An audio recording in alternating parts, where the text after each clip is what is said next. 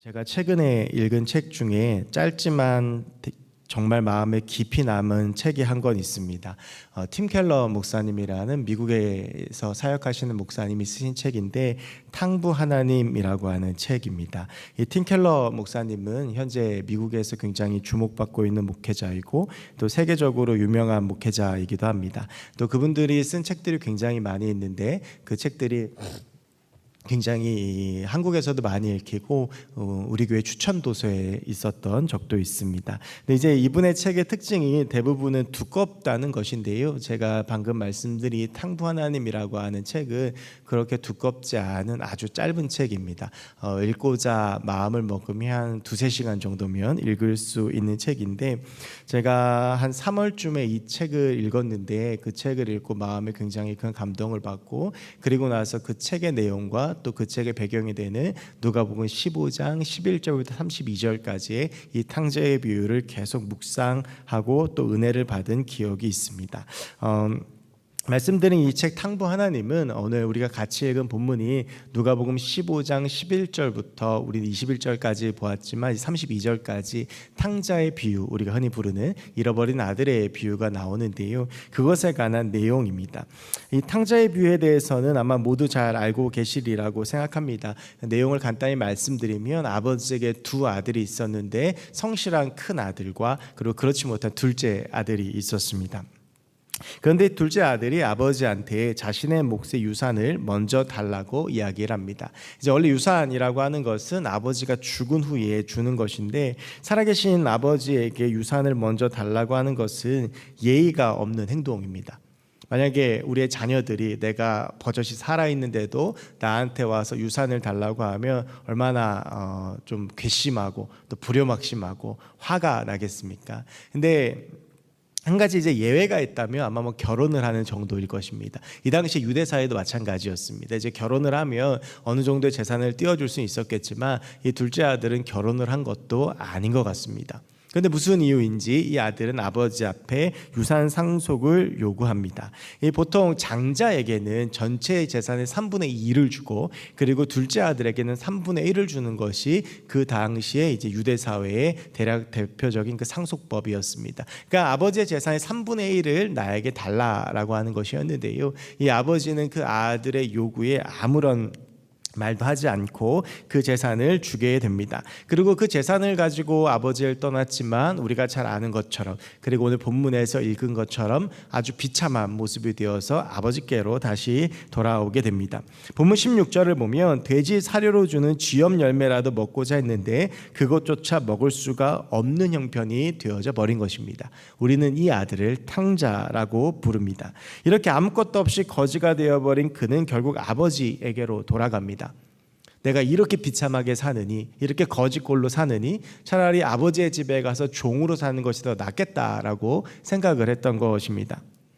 그런데 이렇게 아버지의 집으로 돌아갔을 때 아버지가 보였던 반응은 둘째 아들의 예상과는 전혀 달랐습니다.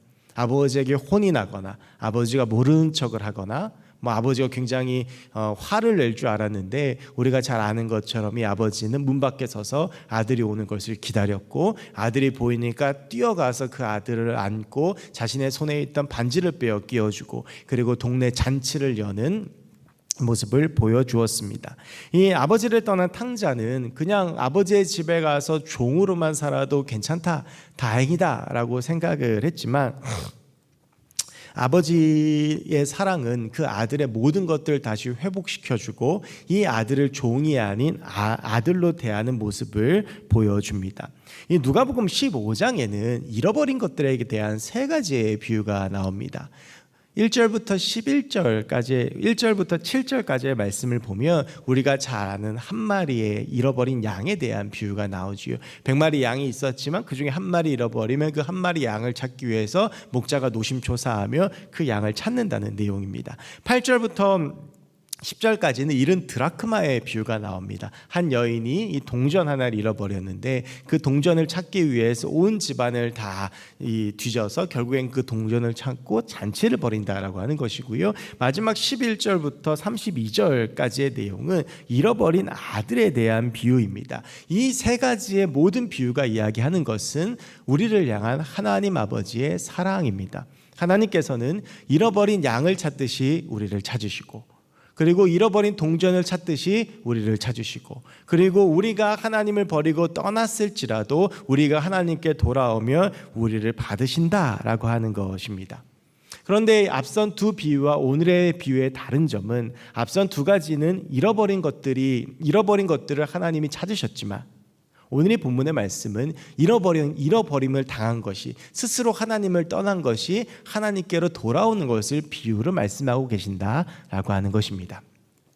오늘 우리가 이렇게 흔히 탕자의 비유라고 부르는 이 이야기에 대해서 잠시 이야기를 나누었는데요, 우리는 여기서 한 가지의 질문을 던지려고 합니다.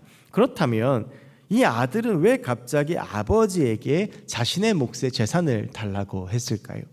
이 아버지가 보니까 꽤나 집이 유복했던 것 같습니다. 굉장히 집이 부자였던 것 같습니다. 그래서 뭐 종도 있고, 뭐 아들이 왔다고 송아지도 잡을 만큼 재력도 있는 그런 집이었던 것 같아요. 집도 좋았겠죠. 그리고 그 아버지 밑에 있으면 잘 먹고 잘 살 수 있었을 것입니다.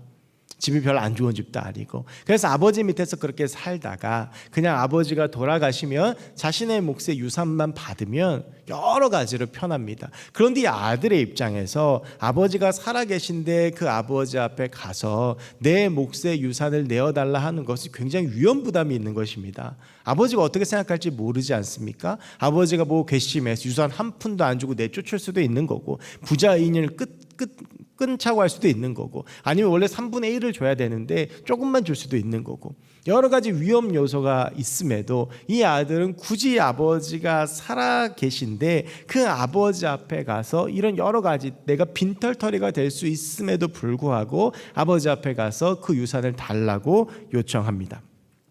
왜 이 아들이 이 위험을 무릅쓰고 아버지께 이랬을까라고 하는 그 실마리가 우리가 같이 읽은 이 본문을 깊게 들여다보면 알게 되는데, 13절에 보면 이런 말이 있습니다. 그 후에 며칠 안 되어 둘째 아들이 재물을 다 모아가지고 먼 나라에 가 거기서 허랑방탕하여 그 재산을 낭비하더니, 여기서 나오는 이 13절 허랑방탕이란 단어에 좀 주목을 하려고 하는데요, 이 허랑방탕이라고 하는 말의 국어사전이 이렇게 되어져 있습니다.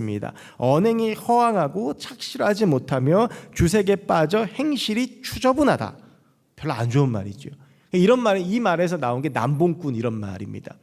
그러니까 이 둘째 아들은 허랑방탕하게 그 재산을 낭비했던 것입니다. 이 둘째가 어땠는지는, 평소 행실이 어땠고, 그리고 이 둘째 아들이 어떠한 시절을 보냈는지는 30절에 나오는 이 형의 말을 통해서 잘 알 수가 있습니다. 이 형은 이 둘째 아들에 대해서 이 행색을 보고 뭐라고 말하냐 하면, 아버지의 아들이 창녀와 함께 그 재산을 먹어버렸다라고 이야기를 합니다. 둘째 아들이 어떻게 살았는지, 둘째 아들이 어떠한 삶을 보냈는지 뭐 아버지를 떠나서 형은 알지 못합니다. 그런데 이 동생에게는 전적이 있었던 것 같습니다. 너무나도 잘 아는 거죠. 저한테 그 동생이 한 명 있습니다. 2살 터울의 동생인데 저랑은 달라도 너무 다른 친구입니다. 뭐 집 밖에도 잘 안 나가고 굉장히 조용하고 이런 친구인데, 그래서 저랑 제 동생이 이제 2살 터울인데 거의 뭐 37년을 그러니까 이제 형 동생으로 살았는데요, 저하고 저희 동생이 그 전화 통화를 한 게 5번이 안 됩니다.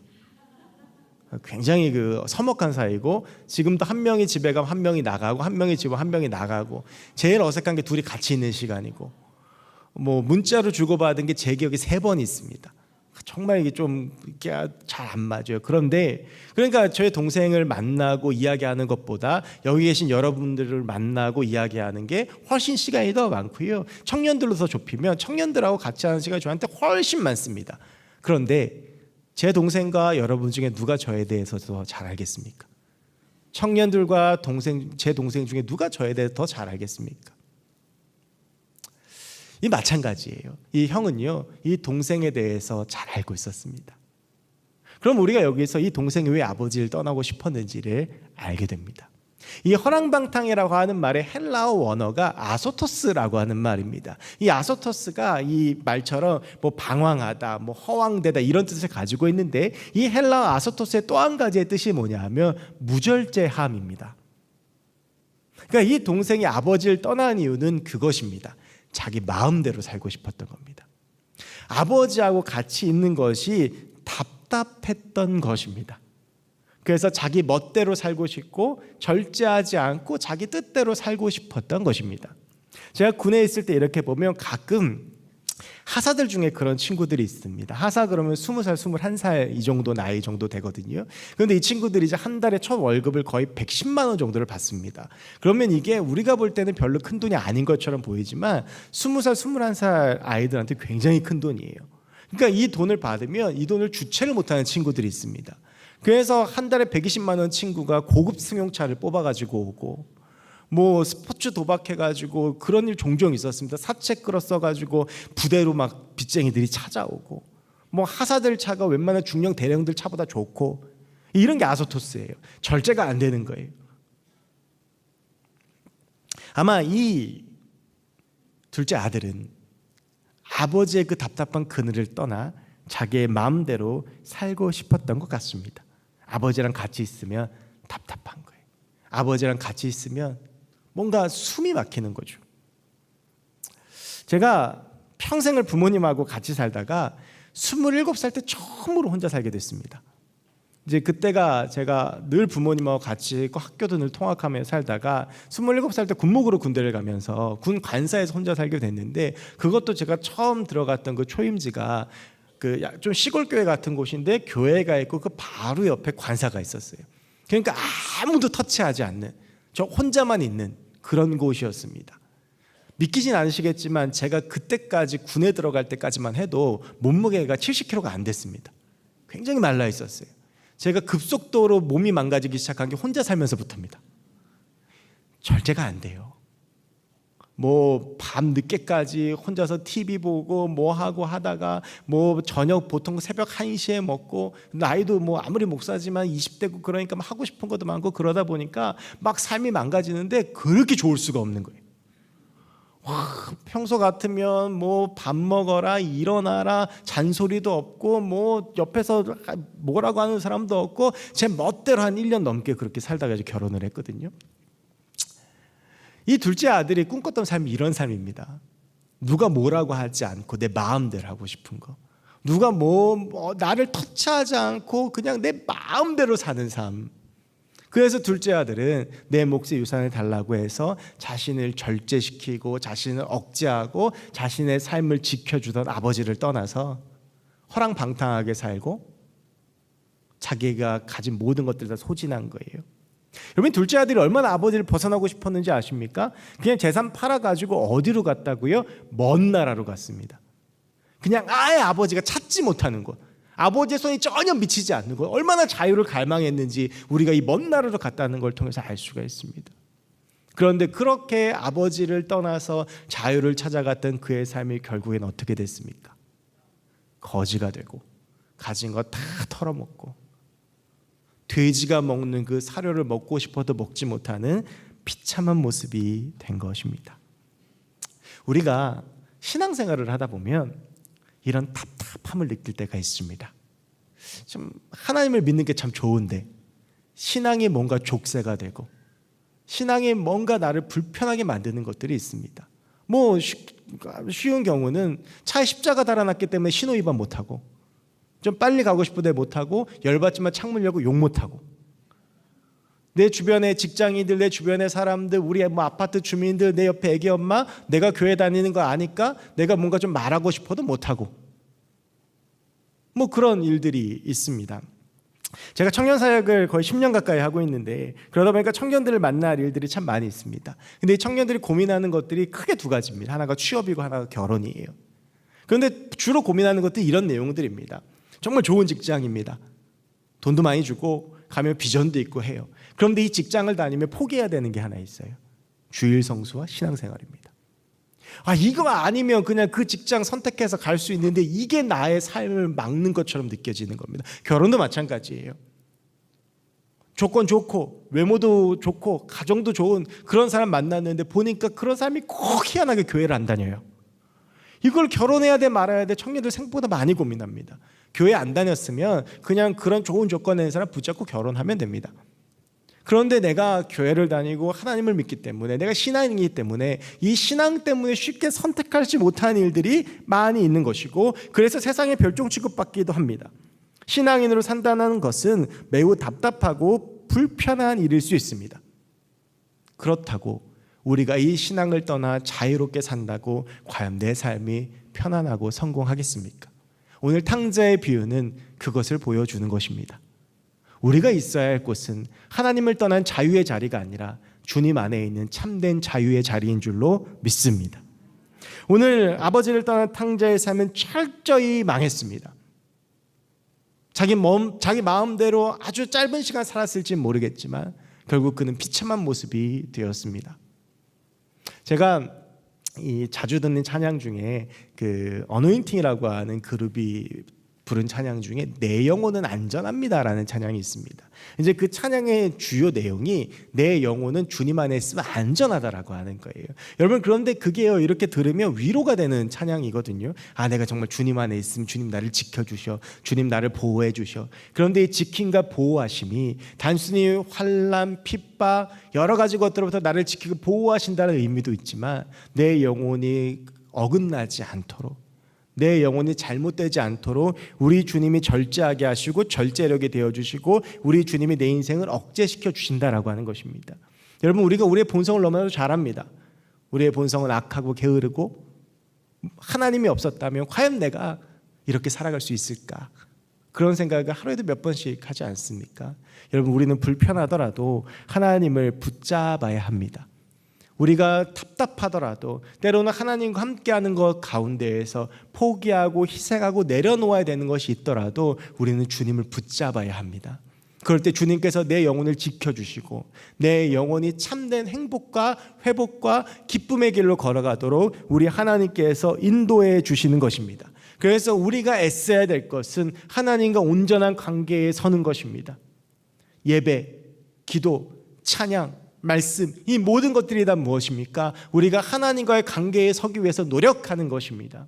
우리의 삶 가운데 예배가 사라지고 우리의 삶 가운데 기도가 사라지고 우리의 삶 가운데 말씀이 사라지고 우리의 삶 가운데 찬양이 사라지고 내가 하나님과 함께 교제하는 시간이 사라지고 내 인생 가운데 주님이 사라지면 우리는 탕자와 같은 삶을 살아갈 수밖에 없습니다. 주님하고 관계에 매여 있을 때 주님을 붙잡을 때 주님과 함께 할 때 우리는 그 주님으로 인하여 내 영혼이 보호받고 죄의 길에 빠지지 않고 우리가 다른 세상의 것들에 빠지지 않고 욕심에 빠지지 않고 주님과 함께 일어설 수 있는 것입니다.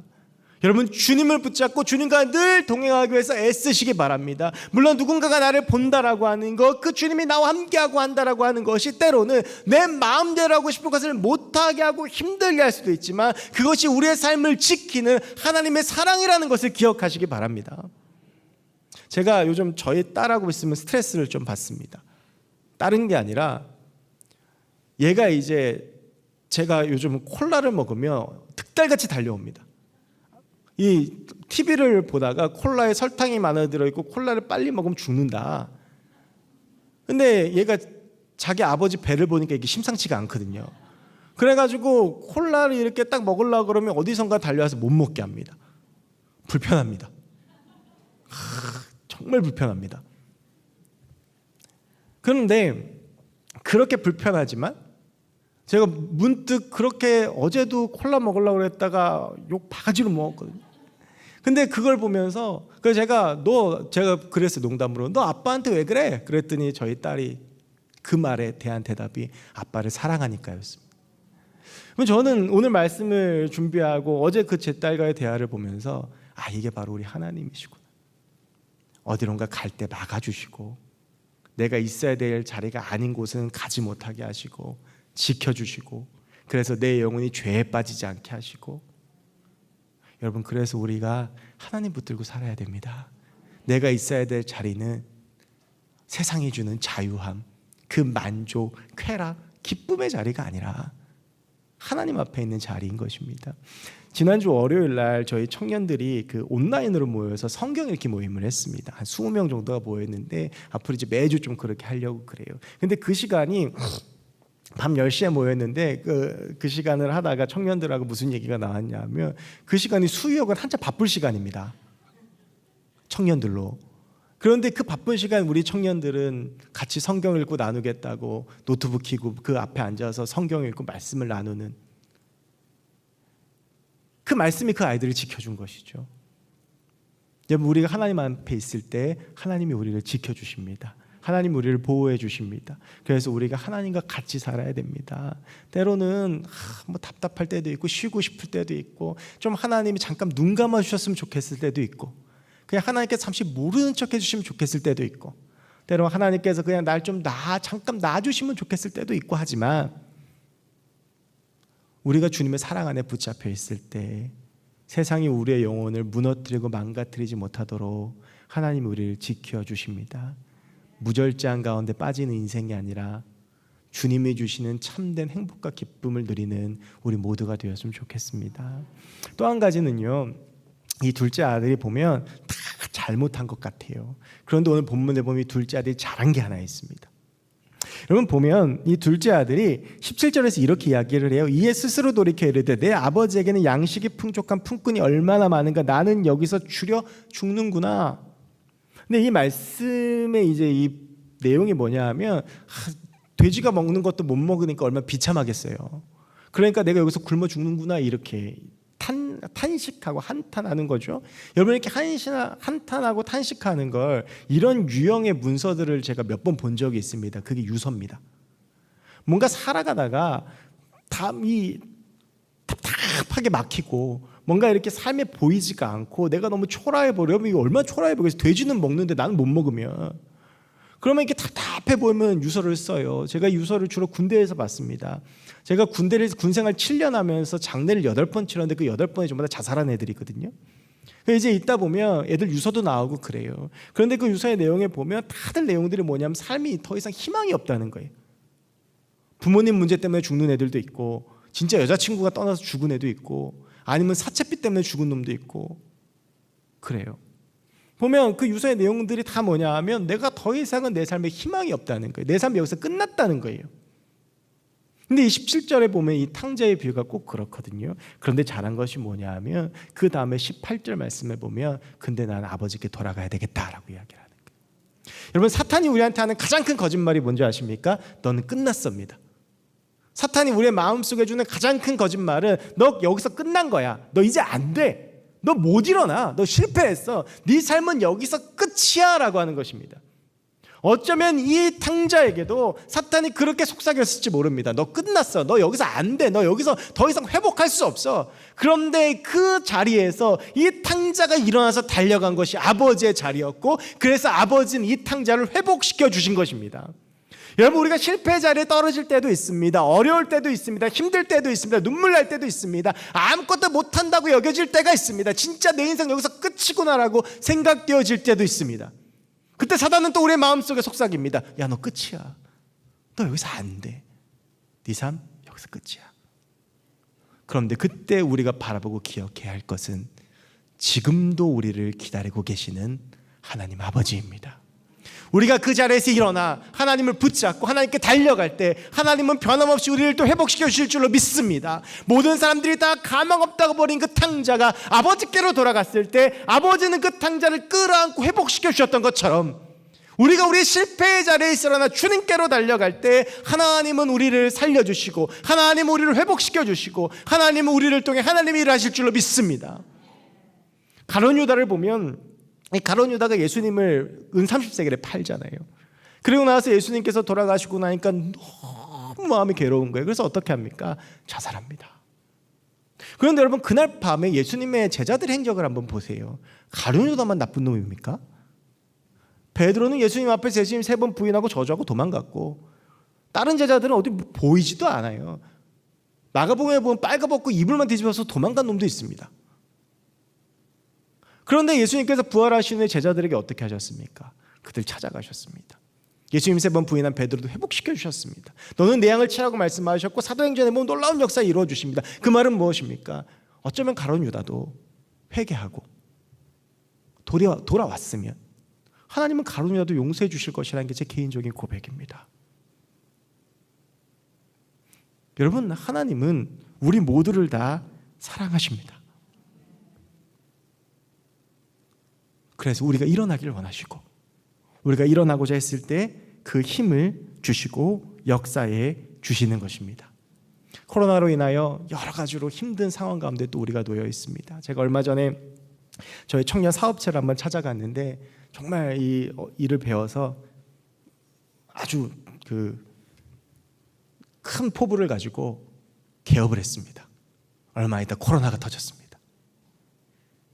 정말 그날 갔더니 가게 문 걸어 잠그고 집에 있더라고요. 그래서 나오라고 그래가지고 소머리국밥도 사주고 이렇게 위로해 줬는데 그러니까 어느 정도였냐면 막 우울증이 올 지경이라는 거예요. 그때 이제 이 말씀을 같이 나누고 그 친구가 다시 한번 해보겠다 그랬는데 실패하고 절망하고 힘든 자리에서 우리가 그것들을 묵상하면 한없이 떨어지고 넘어집니다. 그때 우리가 묵상해야 될 것은 우리를 다시 일어나게 하시는 하나님이십니다. 여러 가지로 어려운 이때 우리가 상황을 보고 나를 보고 여러 가지 어려움들을 보고 정말 좌절과 실패와 아픔의 구렁텅이로 빠져들지 말고 우리가 우리 하나님을 보고 일어날 때 하나님은 우리의 입술의 고백대로 우리의 마음에 원하는 대로 하나님의 뜻대로 하나님의 계획대로 우리의 삶을 회복시켜 주시고 인도해 주실 줄로 믿습니다. 베드로를 다시 일으키신 하나님, 오늘 이 탕자를 다시 안아주신 그 하나님이 오늘도 우리를 기다리고 계시고 오늘도 우리를 찾고 계십니다. 우리가 있어야 될 자리, 실패의 자리가 아닙니다. 절망의 자리가 아닙니다. 눈물의 자리가 아닙니다. 원망의 자리가 아니고 불평의 자리가 아니라 하나님의 옆자리이며 기도의 자리이며 예배의 자리이며 하나님과 함께하는 자리인 줄로 믿습니다.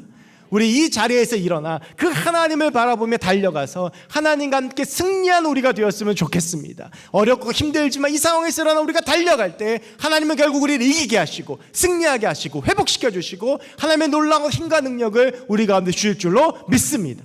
그 하나님 붙들고 승리한 우리 모두가 되기를 주의 이름으로 간절히 축원합니다.